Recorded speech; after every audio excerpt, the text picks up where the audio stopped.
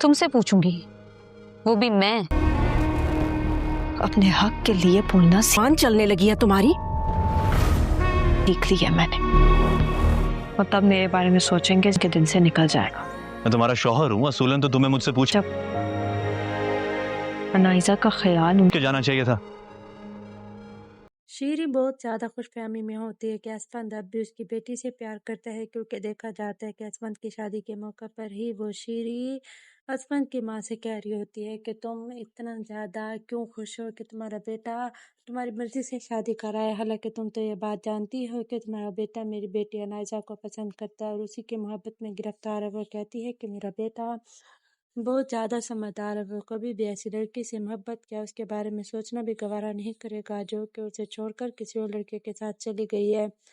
ये बात शीरी को बहुत नापसंद गुजरती है। वो कहती है कि आप ऐसा तो ना कहें, भले मेरी अनाइजा इस घर में मौजूद नहीं है लेकिन तुम्हारा बेटा उसकी मोहब्बत में गिरफ्तार है। देखो कितना ज़्यादा उसके ख्यालों में गुम है। वो तुम्हारी बहू के साथ बैठा भी कुछ नहीं लग रहा है। इस तरह दोनों के दरमियान में बहस छिड़ जाती है। और दूसरी तरफ देखा जाता है कि असफंद की बीवी को भी थोड़ा बहुत ये एहसास होता है कि असफंद अनाइजा को पसंद करता होता है, लेकिन अनाइजा उसकी ज़िंदगी से चली गई होती है, वो किसी और से शादी बना चुकी होती है और उसके ससुराल वाले थोड़े गरीब होते हैं। यहाँ तक कि अनाइजा अपने शौहर को भी मुंह तक नहीं लगाती और कहती है कि मैं तुमसे पूछ के बाहर जाऊँगी, ये तुमने कैसे सोच लिया।